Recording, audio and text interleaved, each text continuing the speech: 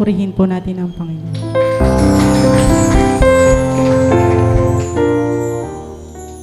Ako'y nagpupurit, nagpapasalamat sa pabor at yung pinagkalob sa buhay ko. Sisimulan ko po ito noong ito po yung naranasan ko na isang beses, pero hindi ko siya yung sumakit siya saglit lang na akala ko nalalamigan lang yung sikmura ko or sumasakit.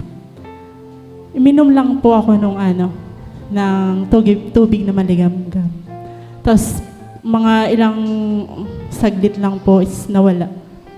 Tapos mga ilang bumalik. Naranasan ko po ang pagsakit ng aking tiyan is Sunday night. Mga 11:40 po siguro noon. Humahapdi po yung tiyan ko na hindi ko may paliwanag, pero sumasakit po siya ay mild lang. Hindi po siya yung napakasakit talaga. So habang tumatagal, sabi ko, bakit kaya hindi nawawala? Iniisip ko naman kung ano yung nakain ko. Sabi ko, wala naman ako nakain na kung ano man. Bakit kaya ganito? Hindi, naalala, minuli ako ng maligamgam na tubig. So hindi po siya nakuha.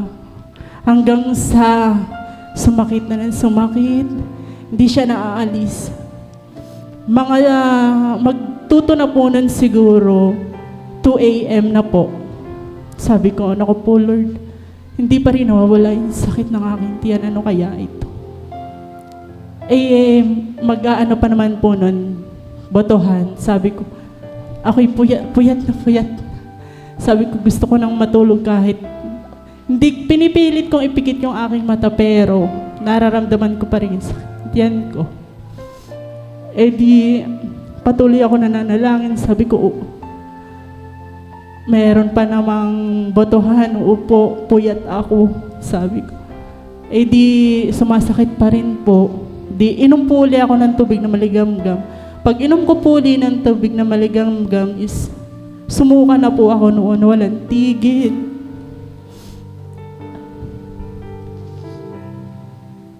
Tapos po, saglit, medyo nawala-wala po. Natulog na po ako noon. Pero hindi ko po ginikising ang aking asawa. Saglit lang po ako natulog. Nagising po ako. Mag-aalas 5 na. Sumakit na naman po. Pero hindi ko siya iniinda. Naligo po ako. Pagkapaligo ko, pumunta na po ako sa kinabuogan, pero nararamdaman ko pa rin yung pagsakit. Punta po ako sa kinabuogan. Nagpatid po ako sa asawa ko. Hindi pa rin po talaga nawawala. Pero yung pagsakit po doon, mas mild lang. Nung habang papahapon na po, ayun na po, sumasakit na napakasakit. Mga alas 12 po, kinauna ko ng asawa ko. Bumoto po kami saglit. Bagamat nararamdaman ko na yung sakit ng tiyan ko, sabi ko sa kanya, hindi pa rin nawawala yung sakit ng tiyan ko, ano kaya ito? Bumoto po kami. Sabi ng aking asawa, pumunta ka muna sa atin saglit, pahinga ka muna. Sabi ko, ayoko, nakakahiya sa mga kasama ko.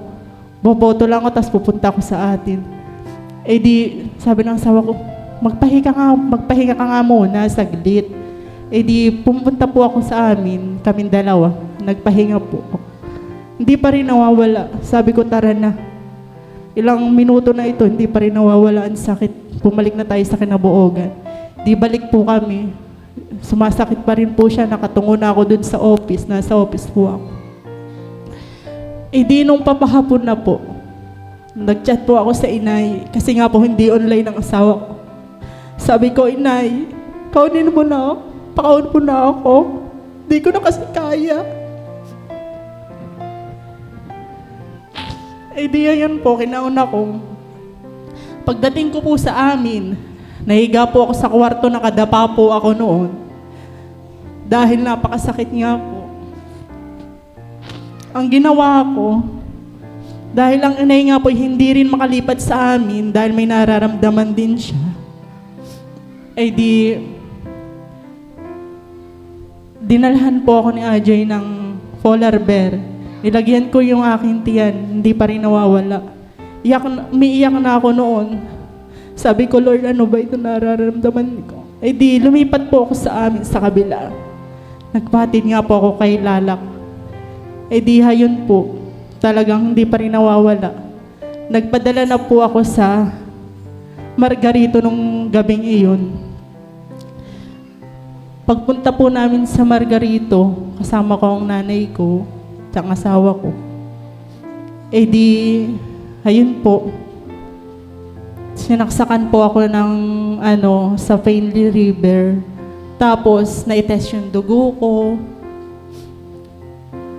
Tapos, tinanong ako ng doktor, ano daw yung sumasakit sa akin? Sabi ko po ay tiyan na kasama yung sa ko po, sa right side ko, kasama yung likod. Hayun po. Tapos tinanong nila ako kung ako'y nagsuka daw. Sabi ko po, opo. Sabi, magpaano daw po ako, mag-PT, baka daw po ako'y buntis kaya ako'y nagsusuka. Sabi ko po sa kanila, hindi po ako buntis 100%. Hindi po ma'am para sure na kung talagang baka ako daw po ay buntis para sigurado po kung talagang kung saan nanggagaling yung pagsusuka ko. Hayun po. Pinag-PT po nila ako is, ang result naman is positive. Sabi ko sa doktor, nagbiro pa nga ako. Sabi ko sa inyo, Dok, hindi ako buntis. Ay, negative. Negative. Dinatawa sila. Hindi mo para sure lang po na kung bakit, saan gagaling yung pagsusuka nyo. Hayun po. Bili po ng gamot yung asawa ko. Siguro mga almost kulang na 2K po yung nabili nila sa mga gamot na naisaksak sa akin. Bagamat medyo nawawala, pero bumabalik po nung nasaksakan ako ng sa Fainley River. Tapos ayun po, mga bandang 1 na po noon na madaling araw, nakauwi po kami. So, natulog naman po ako na maayos. Tapos kinabukasan na naman po, gano'n na naman. Sumasakit na naman na walang tigil. Hayun na naman po. Dala na naman po ako sa Margarito noon. Nagpadala na naman po ako sa asawa ko. Sabi ko, hindi nawawala ang sakit ng aking Bakit ganun, Lord? Nasakit na ako nun sa Fainley River, hindi pa rin nawawala. Balik na naman po kami. May iyak po ako noon.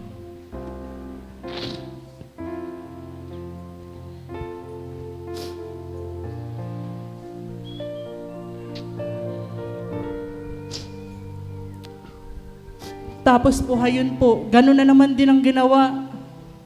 Inaanuhan na lang din po naman ako ng sa Fainley River. Parang wala naman po nangyayari. Tapos 3 balik po kami noon. Sabi ng doktor sa akin, nagsuggest po siya na magpa-ultrasound na daw po ako para malaman kung bakit yung pagsakit ng tiyan ko isang nanggagaling. So, nagpa-ultrasound po kami. Thursday ba nun agad? Friday na morning, nagpa-ultrasound, then kinaumagahan po, binalikan Saturday. So, pumunta po, nakuha na po yung result ng aking ultrasound. Bumalik po kami sa Margarito is mga 11:30. So, pagbalik po namin doon, bantagal po namin pumila. Napakasakit na po ng aking tiyan. Halos hindi na ako makahinga. Na talagang yung pagsakit niya, tumutusok po talaga. Talagang parang yung malalagato na ako ng hininga. Kahit po pala ganun, na emergency na, parang Walang pakialam yung mga ano, iintayin ka pa nila matawag. So, pumunta kami doon ng 11:30. Almost 3 hours po ata kami. Bago ako natawag, mga 3 na ako natawag noon. E di, pagtawag po sa akin, mga 3, binigay po namin yung ultrasound. So, binasa po nila. E yun nga daw po, meron nga daw po akong bato sa abdo. So, sabi sa akin, wala daw po mag-o-opera sa akin. Dahil madami na daw pong ooperahan, hindi ma-opera. Dahil kulang nga daw po ang doktor na walang,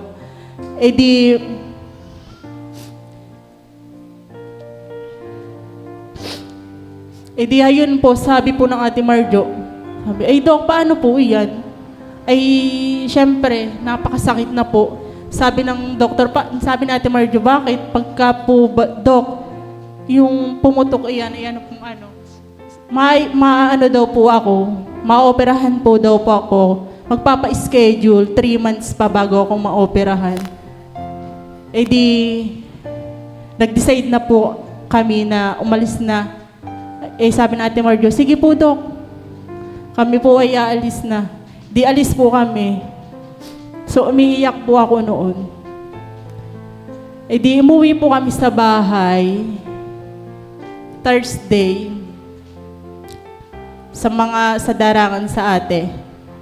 Umuwi po kami noon, umiiyak ako.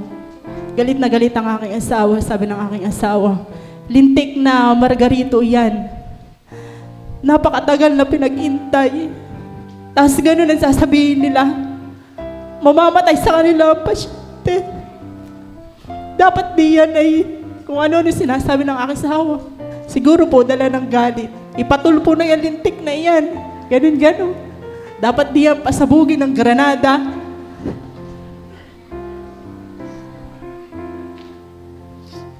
Mamamatay ang asawa ko di yan. Di sana, kung ganun lamang ang sasabihin nila, hindi nila pinatagal-tagal. Napakatagal natin nag-intay. Uwi na po kami noon sa bahay. Umiiyak po ako. Umiiyak ako noon. At habang ako'y nakasakay sa tricycle, pag po dumaan sa hams, talaga pong napapasigaw ako sa sakit. Talagang hindi ko na kaya. Ako'y nananalangin na lang po. Bagamat noong munta ako sa mga nanay ko noong Miyerkules, nakapagsalita po ako sa mga nanay ko na, Nay, hindi ko na kaya. Ikaw na ang bahala sa aking mga anak.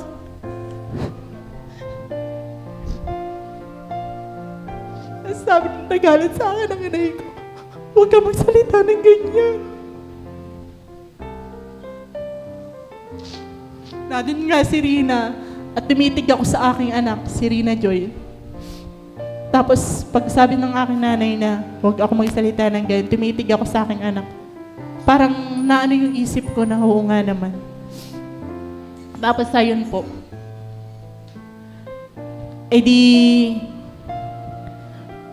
Pumunta po kami ng darangan, iyak ako ng iyak. Ang aking asawa ay yapos-yapos ako. So, tawag ang Ate Mario sa mga inay, nagdesisyon sila na ganun nga na hindi ako maanoan sa Margarito agad-agad. Hindi nag-usap sila na sa Queen Mary, ayun, dinala po agad ako roon. So, ako'y nagpapasalamat sa Ate Mario, talagang 1 call away lang, nandiyan na agad. Punta po kami ng Queen Mary noon. Nakabalukutot po ako, hindi na talaga ako nahihiya. Kasi nga, sa sobrang sakit na talagang hindi ko na kaya. Pag talagang dumaan ka sa mga bako-bako, napakasakit po talaga. Yung parang may sumisiksik sa iyo na hindi ka talaga yung pahihingahin. Punta po kami doon, pinakita po yung aking yung result ng aking tininan po nila. Pagtingin po nila, tama naman po yung ano ng doktor. Ang aking daw pong ano ay, sabi ay namamagana. Tapos yung aking abdo ay may ano nga daw po, may nanana. Tapos yung kidney ko, namamagana rin po. Hindi agad-agad po akong sinaksakan ng ano doon, dextrose. Pambilis po na i-clearance ako. Na-test po ulit yung dugo ko. Doon nga po sa Margarito nagkapasa-pasa yung aking ganito. Sabi ng mga nurse nang doon, "Ma'am, bakit naman balaki ng pasa ng iyong ano?" Sabi, hindi ko po alam. Baka po bigat ng kamay nung kumuha sa akin ng mga ng dugo. Ay di, ayun po. Tinawagan po si Doc Mateo. Mga ilang ano lang po, pumunta na po agad doon. So, sabi po, nung pag ano ni Doc Mateo sa akin, di pinahiga po, nakahiga po ako noon. Pinisa po ni Doc yung aking ganito. Kaunti lang naman po yung pisa niya sa akin. Pag pisa po niya sa akin, napasigaw po ako. Sabi ko, aray! Ay di, ayun. Sabi ni Doc Mateo sa akin, ooperahan daw po ako is 9. So, ayun po, mga 8:15 po. 8:15. Dinala po ako doon sa ano, sa operating room. 8:15 po noon.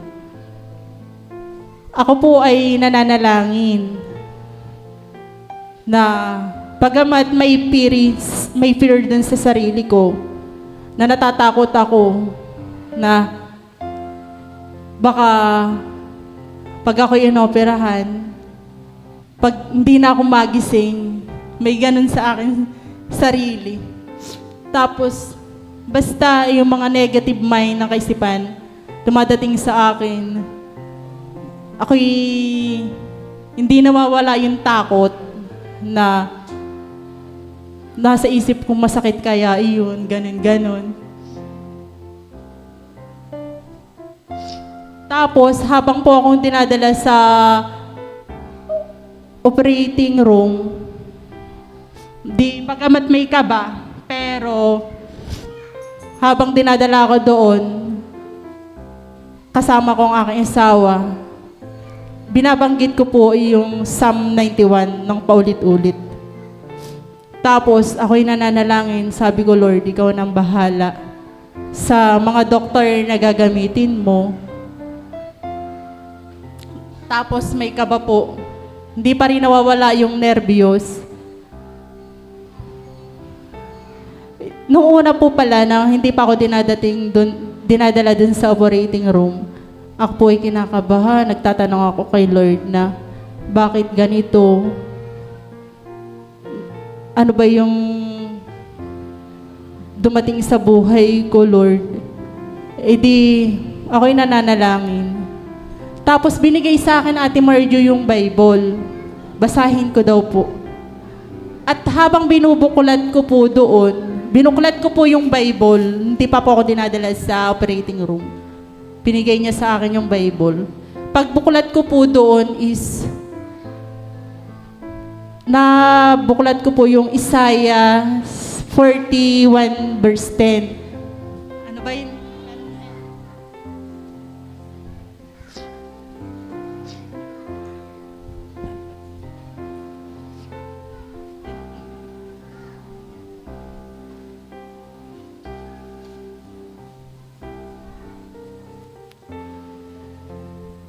Huwag kang matakot sapagkat ako'y sumasa iyo. Huwag kang manglupaypay sapagkat ako'y iyong Diyos. Aking palalakasin ka, oo aking tutulungan ka, oo aking aalalayan ka ng kanang kamay ng aking katwiran. At ayun po, pagbulat ko po noon, naluha po ako. Sabi ko, parang nawala yung kaba ko. Tapos habang mga 8:15 na po noon, dinala na po ako sa operating room. binabanggit ko naman po yung Psalm 91. Paulit-ulit ko po yung binabanggit hanggat hindi ako na-operahan.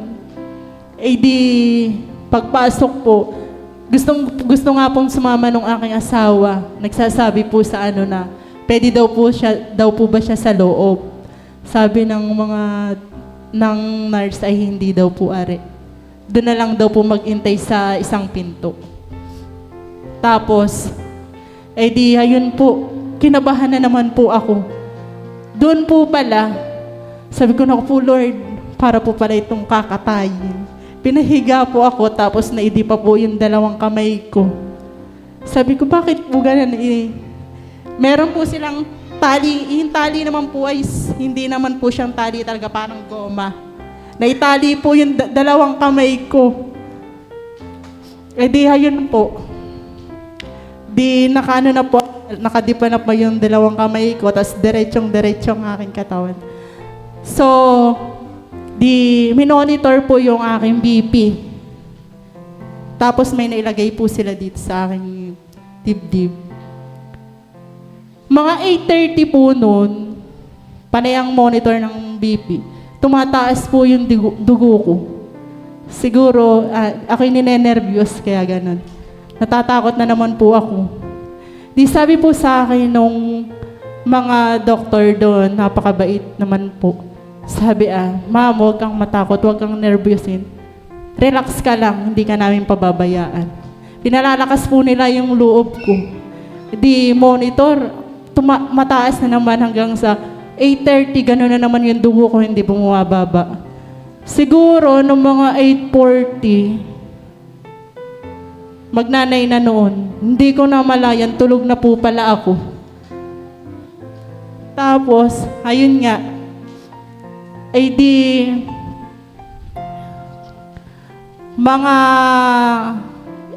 hindi natulog na po ako noon. Hindi ko na alam sa sarili ko kung anong ako ba'y naano na. Nagising na po ako noon is, siguro mga 2 hours akong na inopera. Hindi, nagising po ako noon, gising na po yung aking diwa. Narinig ko po yung mga doktor na nag-opera sa akin. Hayun, gumalaw daw po kasi yung paa ko. Sabi ng doktor sa akin, hayun, naririnig ko kasi. Gising na si ma'am. Thanks God, sabi nila. Eh di, nagising po ako yung sabi ko sa kanila, Dok, tapos na po ba? Ma'am, tapos na po. Akala ko po, hindi pa ako na-o-operahan noon. Kaya nagtanong ako sa kanila kung okay na. Tapos na. Sabi ko, napaluha ako. Sabi ko, thank you Lord. Hindi ko naramdaman yung sakit na iniisip ko. Na masakit ba, ganun. Hindi ko talaga siya naramdaman. Tapos, yung mga ganun po pala, manhid yung mga buong katawan mo. Kahit hipuin, yung parang nangangapal. So, sabi ni Doc Mateo, sa libo-libong inoperahan ko, ngayon lang ako naka-encounter ng ganyang kalak na nakuha. At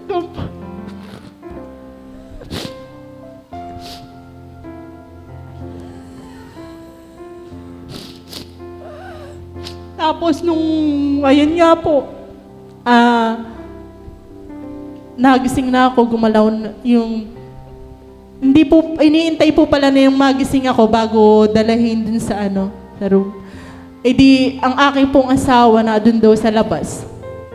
Pag daw po may bumukas na pinto, siya daw po ay nagugulantang, akala daw po nila, ako na iyon. Nakailang daw po ang aking asawa. Napipikit daw po kasi siya. Ay di, hayun nga po, tinawag na po yung aking asawa at si Ate Marjo. Dinala na po ako dun sa aking room. Nakatingin po sa akin yung asawa. Kaya po pala nakatingin sa akin.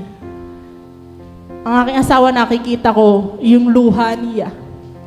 Sabi ko, bakit kaya ang aking asawa ay nakatitig sa akin? At yung luha niya ay talagang nakikita kong tumutulo sa gilid. Eh di, tinanong ko siya. Sabi ko, bakit masyadong titig mo sa akin? Sabi niya, akala daw niya, patay na ako. Kasi nga, yun daw po mga paa ko, at saka kamay ko is puting-puti. Talaga daw pong puti talaga. Na tapos, balamig daw po nung aking katawan. Eh di ayun po, lumapit siya sa akin. Hinihimas po niya yung aking ulo. Panay po ang halik sa akin. Eh di, panay po ang himas sa akin. Sabi niya sa, thank you Lord. Nakaraos ng iyong operasyon. Kaya ako yung nagpupurit, nagpapasalamat sa doctors na ginamit. Talagang naging maayos yung aking opera. Bagamat, heto, merong pagsubok na hindi na naigi yung kaaway, na halos patayin ako. So, kinalingguhan po ng hapon, sumakit po yung aking opera. Na doon po ata kayo, ninay, mga tita. Sumakit po talaga na napakasakit. Yung pagsakit po noon, halos, hindi ako makahinga, parang malalagutan ako ng hininga. So, nire-review ko yon. Sabi ko, in Jesus' name. Nagsasalita ako, pero yung isip ko, nag-aano rin. Mahabang buhay. Ayon. Di pa na yung review ko, tapos, yung nag-aano rin yung isip ko na mahabang buhay, Lord, para sa pamilya ko. Eh di hayun po, habang nire-review ko siya, talagang take complete control na masasabi kong napakabuti ng Diyos sa buhay ko. At iyon po ay nawala. Purihin ang Panginoon. Kaya sa lahat, sa aking family, sa aking asawa, sa aking mga anak, sa side ng aking asawa, both sides, sa side ko, sa mga tito, tita, at sa mga pinsan. Hindi ko na po kayo isa-isahin. Thank you. Thank you, thank you from the bottom of my heart. Talagang napakabuti ng Diyos sa akin. At thank you rin po sa mga prayers nyo na heto, naging tagumpay ang aking operasyon. Sabi nga nila, parang hindi daw po ako naoperahan, maganda pa rin. To God be all the glory.